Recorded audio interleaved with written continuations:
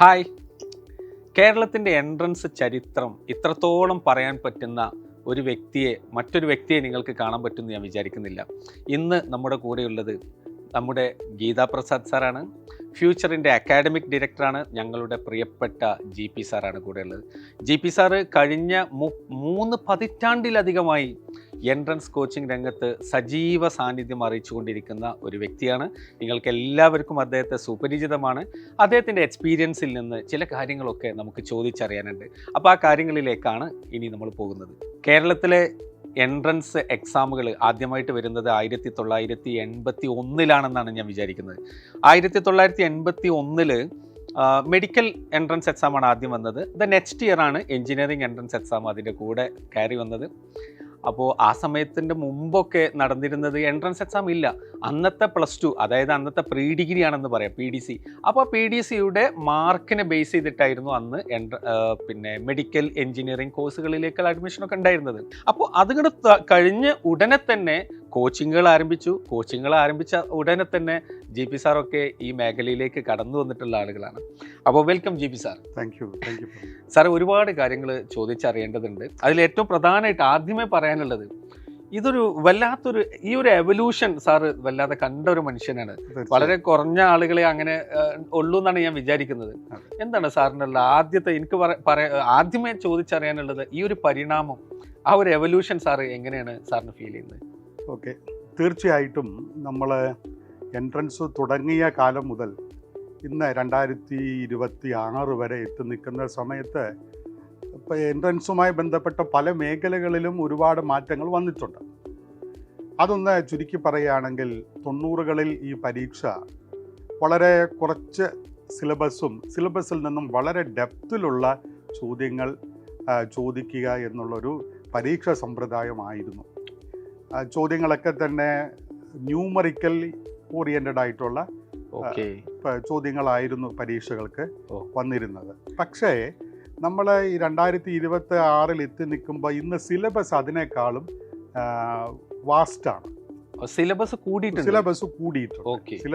കൂടിയിട്ടുണ്ടോ എന്ന് പറയുന്നത് അന്നത്തെ ടെക്സ്റ്റ് ബുക്കുകളെക്കാളും ഇന്ന് NCERT ഒക്കെ നമ്മൾ ഇന്നത്തെ NCERT ഒക്കെ നോക്കുമ്പോൾ പുതിയ എല്ലാ മേഖലകളെയും ടച്ച് ചെയ്താണ് നമ്മുടെ സിലബസ് ഉള്ളത്.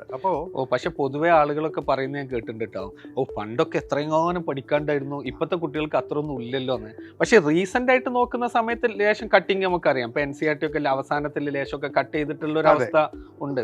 അതവര് ഇമ്മീഡിയറ്റ് പാസ്റ്റിലേക്ക് നോക്കുമ്പോഴാണ് അവർക്ക് അങ്ങനെ തോന്നുന്നത്. പക്ഷേ നമ്മൾ 90കളിൽ നിന്നും 2026 വരുമ്പോൾ നമുക്ക് അങ്ങനെയാണെന്ന് പറയാൻ സാധ്യമല്ല. അപ്പോൾ അതുകൊണ്ട് ഇന്ന് സിലബസ് കുറച്ചുകൂടി വാസ്റ്റാണ്. മാത്രമല്ല ചോദ്യങ്ങൾ ഇപ്പോൾ കൂടുതൽ അപ്ലിക്കേഷൻ ബേസ്ഡ് ചോദ്യങ്ങളാണ് വരുന്നതെന്ന് ഞാൻ പറയാം. മാത്രമല്ല ചോദ്യങ്ങളെല്ലാം തന്നെ നമുക്ക് മൾട്ടി കൺസെപ്ച്വൽ ആയിട്ടുമൊക്കെ വരുന്നുണ്ട്. ഇപ്പോൾ JEE മെയിൻ നോക്കിയാലും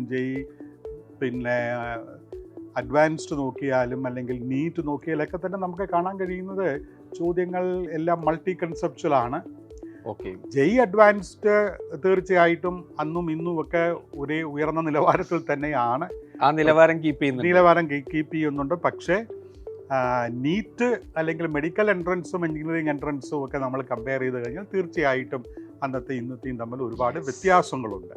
പിന്നെ പരീക്ഷകളൊക്കെ ഇപ്പോൾ കമ്പ്യൂട്ടർ ബേസ്ഡ് പരീക്ഷകളായിട്ട് മാറി, CBT ആയിട്ട് മാറുമ്പോൾ ഈ പരീക്ഷകളുടെ ഒരു പ്രിസിഷനും അതുപോലെ പിന്നെ സ്പീഡും ഒക്കെ നമുക്ക് വിദ്യാർത്ഥിയെ സംബന്ധിച്ച് കൂട്ടേണ്ടതായി വന്നിട്ടുണ്ട്. കാരണം കൃത്യമായ ഒരു സമയപരിധി ഇതിനകത്ത് ആവശ്യമാണ്. സമയപരിധിയെക്കുറിച്ചൊരു ബോധം വിദ്യാർത്ഥിക്ക് ആവശ്യമാണ്. പിന്നെ സാറേ, എല്ലാത്തിലും ഉപരിയായിട്ട് പിന്നെ അപ്ലിക്കൻസിന്റെ എണ്ണത്തിൽ വന്ന വലിയൊരു വർധന. അന്ന് ചെറിയൊരു ഗ്രൂപ്പിൽ നിന്ന് എസ്കേപ്പ് ചെയ്താൽ മതിയായിരുന്നു. ഇന്ന് 23 മുതൽ 25 ലക്ഷത്തോളം ആളുകളാണല്ലോ നീറ്റ് പരീക്ഷയ്ക്ക് അപ്ലൈ ചെയ്യുന്നത്. അതുപോലെ തന്നെ അറൗണ്ട് ഒരു 15 lakh സ്റ്റുഡൻസ് JEEക്കും വരുന്നുണ്ടെന്ന് നമുക്ക് വിചാരിക്കാം. തീർച്ചയായിട്ടും. പിന്നെ അതിന് കേരളത്തെ സംബന്ധിച്ച് കേരളത്തിന്റെ ഒരു സാക്ഷരതാ നിരക്ക് 90കളിൽ നിന്നും ഇപ്പോഴെത്തുന്ന സമയത്ത് 100% സാക്ഷരത നമുക്ക് ഉണ്ട്. അപ്പോൾ ഇവിടെയുള്ള എല്ലാ പാരൻസും അവരെ കൂടുതൽ ബോധവാന്മാരാകുകയാണ് ചെയ്തത്. അവർക്ക് ഈ പരീക്ഷകൾ എന്താണെന്നും ഈ കോഴ്സുകൾ എന്താണെന്നും തൻ്റെ മക്കൾ ഈ പൊസിഷൻസിലൊക്കെ എത്തണമെന്ന് അവർക്ക് ഒരു വലിയ എക്സ്പോഷർ അവർക്ക് ഈ സാക്ഷരത കൂടിയത് കൊണ്ട് തന്നെ അവർക്ക് കിട്ടിയിട്ടുണ്ട്. പിന്നെ മാത്രമല്ല, നമുക്ക് ഇന്നത്തെ ഡിജിറ്റൽ മീഡിയയിലുണ്ടായ മാറ്റം, അതുപോലെ തന്നെ സോഷ്യൽ മീഡിയ വഴി കിട്ടുന്ന ഒരു എക്സ്പോഷർ, ഇതെല്ലാം തന്നെ കൂടുതൽ ആൾക്കാരെ ഇതിലേക്ക് ആകർഷിച്ചിട്ടുണ്ട് എന്ന് വേണമെങ്കിൽ പറയാം. യെസ്, ഏറ്റവും സന്തോഷമുള്ളൊരു കാര്യം എന്താണെന്ന് വെച്ച് കഴിഞ്ഞാൽ ഞാനും സാറൊക്കെ ഫിസിക്സ് തന്നെയാണ്. പക്ഷേ ഫിസിക്സ് എന്നും സാർ ഇപ്പം നീറ്റ് ആസ്പിരൻസിനെ സംബന്ധിച്ചിടത്തോളം അതിൽ ഡൗട്ടില്ല, അവർ എപ്പോഴും ഒരു ഫിസിക്സാണ് അവരുടെ ഒരു റാങ്ക് ഡിറ്റർമിനിങ് ആയിട്ട് അവർ കാണുന്നത്. അപ്പോൾ പിന്നെ ഈ ഫിസിക്സ്, ഈ ഒരു റോളിലേക്ക് ഫിസിക്സ് വരുന്നതിൻ്റെ ഒരു കാര്യം, അല്ലെങ്കിൽ അത് പണ്ടും അങ്ങനെ തന്നെയാണോ, അതല്ല ഇപ്പോഴുള്ള അതേ ഒരു സിറ്റുവേഷൻ ആണോ, എന്താ സാർ അതിൻ്റെ ഒരു? അത് ഫിസിക്സിനെ സംബന്ധിച്ച് ഫിസിക്സും മറ്റ് വിഷയങ്ങളുമായിട്ടുള്ള ഒരു കമ്പാരിസൺ നമ്മൾ നടത്തി നോക്കുകയാണെങ്കിൽ, ഇപ്പം നമുക്ക് മെമ്മറി ബേസ്ഡ് ആയിട്ട് ബയോളജി പഠിക്കാൻ പറ്റും, മെമ്മറി ബേസ്ഡ് ആയിട്ട് ഒരു പരിധി വരെ നമുക്ക് കെമിസ്ട്രിയും പഠിക്കാൻ പറ്റും. പക്ഷേ ഫിസിക്സ് അങ്ങനെ മെമ്മറി ബേസ്ഡ് ആണെന്ന് പറയാൻ പറ്റില്ല. ഇതൊരു ലോജിക്കൽ തിങ്കിങ് ആവശ്യമുള്ള ഒരു സബ്ജക്റ്റാണ്. അപ്പോൾ തീർച്ചയായിട്ടും ആ ലോജിക്കൽ തിങ്കിങ് അപ്ലൈ ചെയ്യാൻ കഴിയുന്ന വിദ്യാർത്ഥികൾക്ക് മാത്രമാണ് ഫിസിക്സ് നല്ല രീതിയിൽ പഠിക്കാൻ കഴിയുന്നത്. ഇതാണ് അതിൻ്റെ ഒരു സീക്രട്ട് എന്ന് പറയുന്നത്. അപ്പോൾ എല്ലാവർക്കും ഇത് പിടികിട്ടണമെന്നില്ല. ഈ ലോജിക്കൽ തിങ്കിങ് ആർക്കും പെട്ടെന്ന് അങ്ങനെ വഴങ്ങണമെന്നുമില്ല. അപ്പോൾ ഇത് കൃത്യമായിട്ട് മനസ്സിലാക്കിയ വിദ്യാർത്ഥികളാണെങ്കിൽ അവരെ സംബന്ധിച്ച് ഫിസിക്സ് പഠിക്കാൻ വളരെ എളുപ്പമാണ്. അതുകൊണ്ടാണ് ഈ കുട്ടികൾക്ക് ഫിസിക്സ് ബുദ്ധിമുട്ടാണെന്ന് അവർ കണ്ടിന്യൂസ് ആയിട്ട് കംപ്ലൈൻറ്റ് ചെയ്യാനുള്ളൊരു പ്രധാനപ്പെട്ട കാരണം ഈ ലോജിക്കൽ തിങ്കിങ് എന്നുള്ള ഈ ഒരു രഹസ്യം അവർക്ക് പിടികിട്ടാത്തത് കൊണ്ടാണ്, അല്ലെങ്കിൽ അവരിലേക്ക് അത് എത്തിച്ചേരാത്തത് കൊണ്ടാണ് എന്നെനിക്ക് പറയാൻ പറ്റും. ഇപ്പോൾ ലോജിക്കൽ തിങ്കിങ് ആണ് വേണ്ടതെങ്കിൽ നമ്മളൊരു പ്രോബ്ലം കിട്ടിക്കഴിഞ്ഞാൽ അത് വായിച്ച് മനസ്സിലാക്കി അതിനകത്ത് ഏത് ഫിസിക്കൽ സിറ്റുവേഷൻ ആണ് അതിനകത്ത് ഉൾപ്പെട്ടിരിക്കുന്നതെന്ന് ബോധ്യപ്പെട്ട് അതുമായി ബന്ധപ്പെട്ട ഒരു കോൺസെപ്റ്റ് അപ്ലൈ ചെയ്ത് അതുമായി ആ കോൺസെപ്റ്റ് ആപ്ലിക്കേഷൻ്റെ ഭാഗമായിട്ട് റിലേറ്റഡ് ഫോർമുലാസ് ഒക്കെ കൊണ്ടുവന്ന് ക്വസ്റ്റ്യൻ സോൾവ് ചെയ്യണം. അല്ലാതെ ഒരു ഫോർമുല സബ്സ്റ്റിറ്റ്യൂഷൻ, ഒരു റെഡിമെയ്ഡ് തിങ്കിങ് അതിനകത്ത് ഒരിക്കലും പോസിബിൾ അല്ല. കറക്റ്റാണ് സാർ. അതിപ്പോൾ ഞാൻ സാറ് പറഞ്ഞപ്പോൾ ഇങ്ങനെ ആലോചിക്കുകയാണ്. കാരണം നമ്മുടെ തന്നെ പല കുട്ടികളും, പിന്നെ ചിലർക്ക് ഈ ലോജിക്കൽ തിങ്കിങ് നല്ല എക്സ്ട്രീമിലുള്ള മക്കൾ നമ്മുടെ മുമ്പിലൂടെ കടന്നു പോയിട്ടുണ്ട്. അപ്പോൾ പല നല്ല റാങ്ക് അച്ചീവ് ചെയ്തിട്ടുള്ള നമ്മൾ പല കുട്ടികളും ഫിസിക്സിൽ ഭയങ്കര ബ്രില്യൻസ് കാണിച്ചിട്ടുണ്ട്. അവർ പലപ്പോഴും എക്സാം എഴുതുന്ന സമയത്ത് ബയോളജിയിൽ എഴുതണം എന്ന് പലപ്പോഴും നമ്മൾ ആദ്യം എഴുതാൻ ബയോളജി റെക്കമെൻഡ് ചെയ്യുമ്പോഴും അവർ പറയേണ്ടത് സാർ ഞാൻ ഫിസിക്സ് എഴുതിക്കോട്ടെ എന്ന് പെർമിഷൻ ചോദിക്കുന്ന കുട്ടികൾ. കാരണം എനിക്ക് ഫിസിക്സ് എഴുതുമ്പോഴാണ് ഞാൻ കുറച്ചുകൂടി കോൺഫിഡൻ്റ് ആവുന്നത്, അപ്പോൾ എനിക്ക് ബാക്കിയൊക്കെ എഴുതാനുള്ള അങ്ങനെയുള്ള ഇഷ്ടംപോലെ കുട്ടികളുണ്ട് സാറേ. ഓരോ തവണയും അങ്ങനെ സാറ് പറഞ്ഞ പോലെ തന്നെ നല്ല ലോജിക്കൽ തിങ്കിങ് ആവശ്യമുള്ള സബ്ജക്റ്റാണ് ഫിസിക്സ്. ആ ലോജിക്ക് ഉള്ള കുട്ടികളുണ്ട്, പക്ഷെ മെജോറിറ്റി ആളുകൾ സാറ് പറഞ്ഞ പോലെ തന്നെയാണ് അതിൽ ലേശം ഒന്ന് ബാക്ക് ചെയ്തിട്ടാണ് നീറ്റ് ആസ്പിരൻസിൽ നമ്മൾ കൂടുതലും കാണാറുള്ളത്.